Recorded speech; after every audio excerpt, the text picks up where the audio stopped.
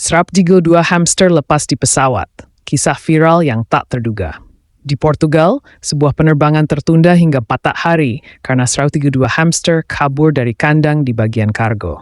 Hewan-hewan kecil itu menyebar ke seluruh pesawat, bahkan beberapa masuk ke kabin. Butuh waktu lama bagi staf bandara untuk menangkap semuanya dengan bantuan ahli hewan.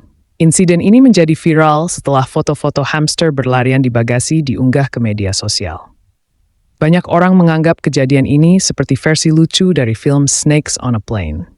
Penerbangan akhirnya dilanjutkan, tapi cerita ini meninggalkan kesan unik dan menjadi topik diskusi soal transportasi hewan di pesawat.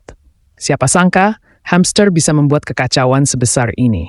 Berani terbang dengan ratusan hamster?